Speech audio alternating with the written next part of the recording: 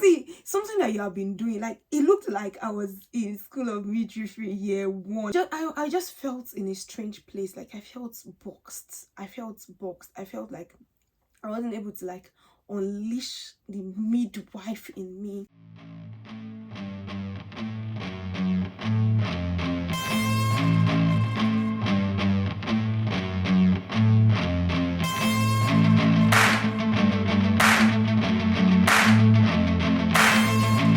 Hey, hi guys, welcome to my YouTube channel. My name is Show Me Mary and this is Show Me O'Clock.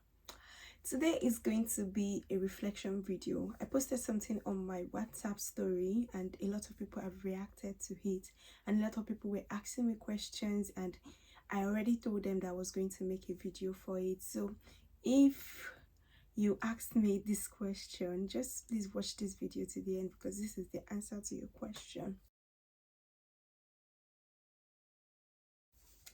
So the question, I posted something which was, I enjoyed working in Nigeria than the UK, at least for now.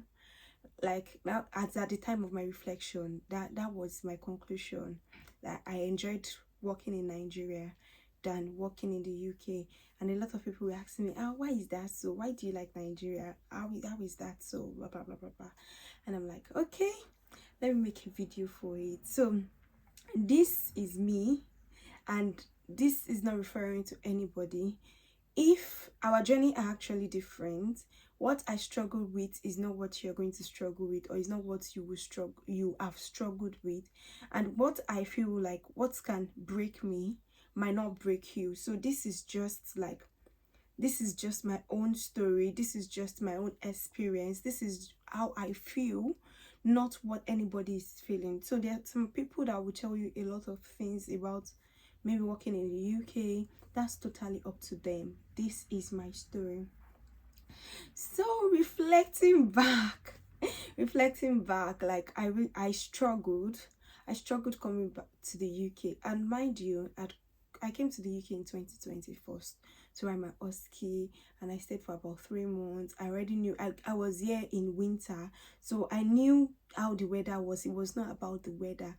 So coming back in June, I struggled with a couple of things. When I first came, the first month, I was so happy because I'd had this on my agenda since I was in 3rd year in midwifery school. So as I was coming out of school, like I left school of midwifery in 2019, and as I was finishing school, I was already starting my process. From March, I left midwifery school in March 2019, and I wrote my IELTS in October 2019. So you can see how close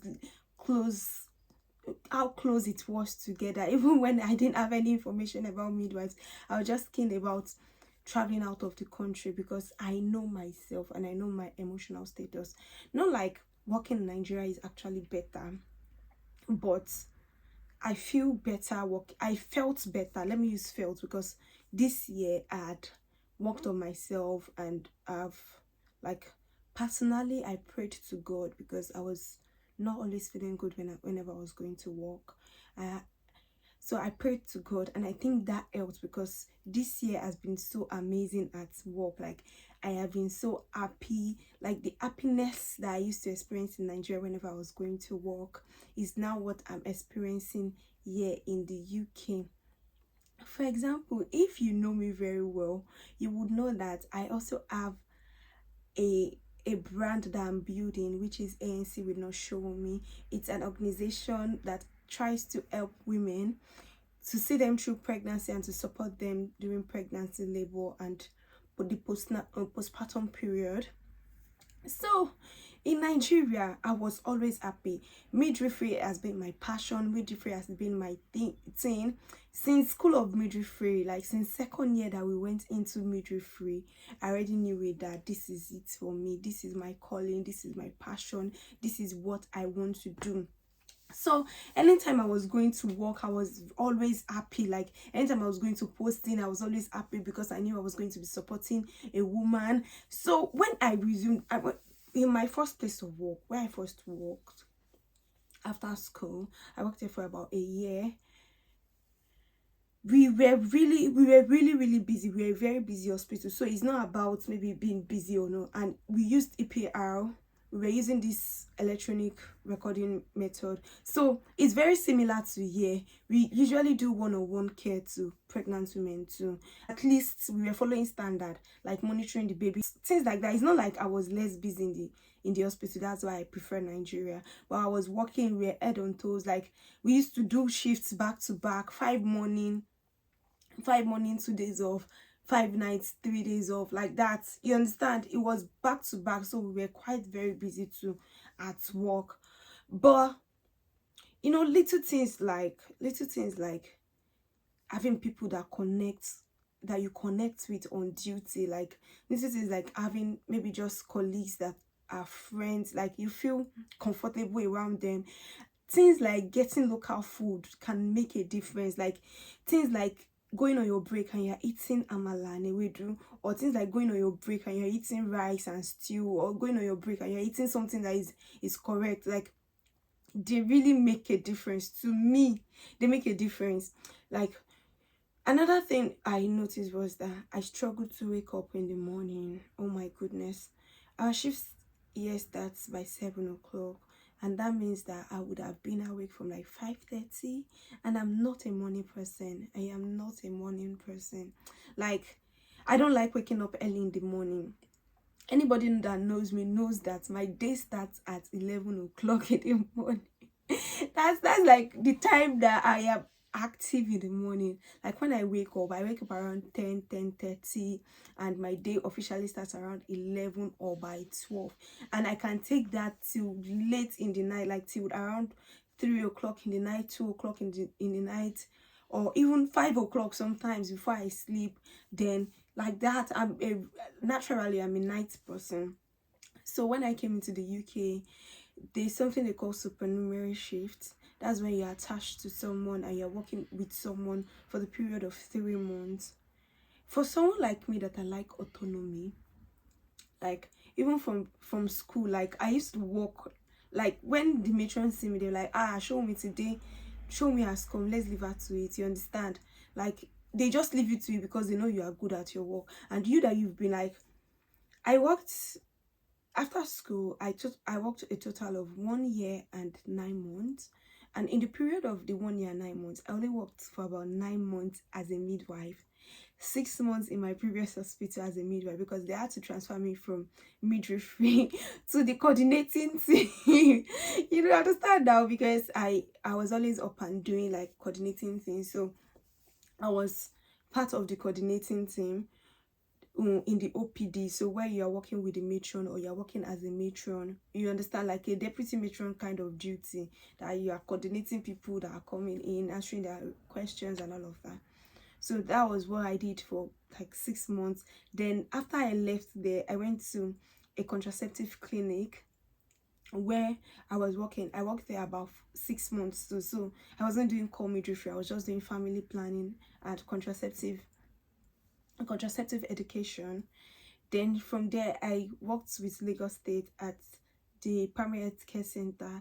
So I worked there about 3 months before I traveled out. And during my travel period, after I traveled, within that period of 6 months before I came back to the UK, I was not working at all. So in my in my whole life, like as a midwife, I've only worked 9 months, 6 months as a midwife. Is it 6 months? No, 9 months altogether as a midwife. So where am I going to? There is no way you won't have this iota of doubt in you. There's no way you won't have this iota of doubt. You're working with someone, like when they put you with someone that work with this person 24/7, you're working with a person, like, not like you don't know what to do, but I was constantly like, okay, am I going to like reach this standard? Am I going to like get, like, am I going to do what these people really want to do? And again, culture, when you meet someone that has been here the way they flow with the patients, the way they have a lot of things to say. You understand? It's different from you that you're just coming, you're just like, so this is, getting to the room and asking a woman, hi, how you doing? Do you know what you're having? Oh, you're having a boy. Oh my goodness, that's so nice. Do you have a name already? Like, normal in Nigeria self, you don't go even know what the woman wants to get. Even if you want to check, you go and check from scan. You're not going to ask the woman directly that what are you having. Sure, you understand? So all those things, communicating with the woman, like, I just felt in a strange place. Like, I felt boxed. I felt like I wasn't able to like unleash the midwife in me. And another thing happened that really shattered me was when I took a delivery. I was still in my supernumerary shift though. I think that was the second delivery or so. And the woman had a 3rd degree TA. Like, I hear me. 3rd degree TA. You will end up in McDonald's. I cried. You will end up in McDonald's. That's what I meant. I really meant what I'm saying. Like, I'm very emotional, and like, I'm like, I have been taking deliveries, like deliveries upon deliveries in Nigeria. Nobody has ever had 3rd degree TA in my life. Like, I've not seen. And it's now here that I'm even trying to prove my competency. That's how somebody had 3rd degree TA. I'm like, oh my goodness, but now reflecting on it, I have a better knowledge that she was already high risk for 3rd degree TA, and during the delivery, we weren't able to control the head of the baby because she was incoordinated. She was just in pain and she just pushed out the baby. So there was really nothing I could do. So reflecting with other midwives, like the next day, I was working with someone else and the woman was fully dilated. I did the examination and all of that. When it was time to take the delivery, I stepped back. I told the midwife, God bless her, Anna, that don't worry, I don't want to take this delivery, you take it. And she was so surprised because she's worked with me once before and she like knew the way I acted. And even in that room, she saw that I was competent. She was really impressed that, oh my God, you are doing very well. So she now typed a message. She wrote me a note that I should check the system. Then I checked the system. She now asked me, why are you going back? Why don't you want to take this delivery? Then I now called that back.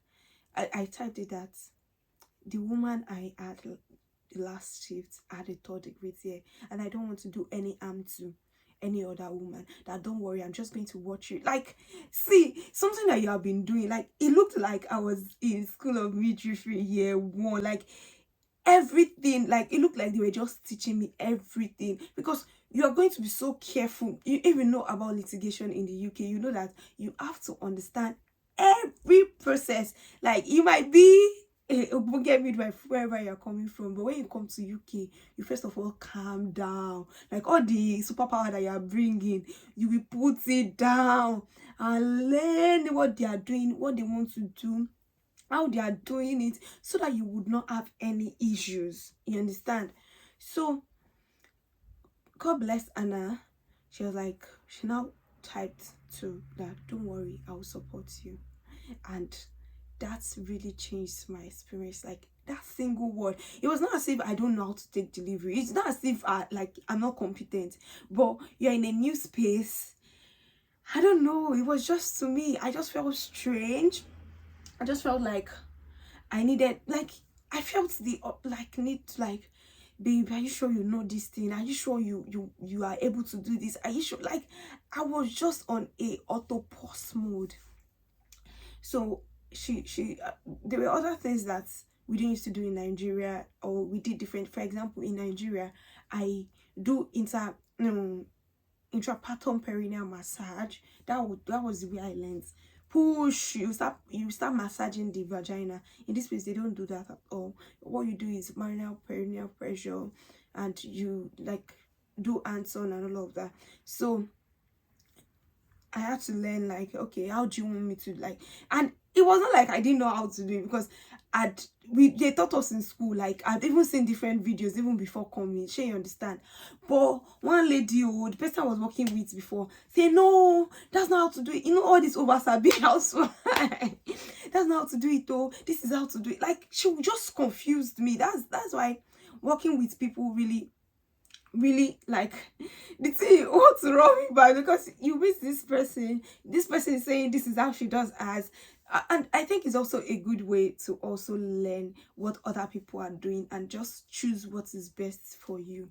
Like, day after day, I was counting down to the day I was going to start working alone, because this what are they calling it, someone, even in school, I hate it when examiners are with me. Like, I don't like it. I know what I'm doing. Why are you staying with me? That alone can even make me do rubbish. It can make me do rubbish. I hate people like coming to come and check me or something. Like, it gets me very nervous. Like, am I sure I'm doing it right or something? So this girl helped me, and it was just the same thing as I have always known. So we took that delivery. It was a very beautiful delivery. I had to give her a episiotomy. It was a very, very beautiful delivery, and I even sutured. Back to suturing in Nigeria. Fine, I didn't perfect my suturing skills from nursing school, because there were a lot of people hustling for women, all of that. So, well, I couldn't stress myself, so I didn't perfect my suturing skills in Nigeria. And I told you, I only worked for like, in nursing school.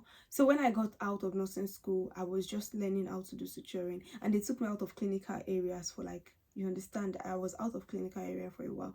So it was not like I had done I used to do straightforward suturing, like, you know, first degree tier, like a little second degree tier, like I would do that. But when you see deeper second degree tier, like, I didn't perfect. So that was those were part of the things that like even made me like just calm down, because okay, if the woman has a tear, and the way they do it is the way they taught you in school, where you do layers by layers by layers by layers, and the suturing is perfect. Unlike Nigeria, that you pick everything together. You pick the suturing, like you suture, like you, not like it was bad, but that was like the easiest, and that was people's perineum actually come out nice the way I actually do my suturing in Nigeria. But the fact that someone has to, and I've been away from clinical area for like 1 year, and I'm just coming back, so that was also like something that also affected me, you understand? So I took a pause, started getting support with my suturing. But like everything all together was just stressing me out, and the fact that you're constantly watching your back, you like, I don't want trouble, I don't want trouble, like you're constantly walking your back, and the 12-hour shift, oh my goodness, the 12-hour shift, 12 hours is a very long time. Like 12 hours is a long period of time for someone to work.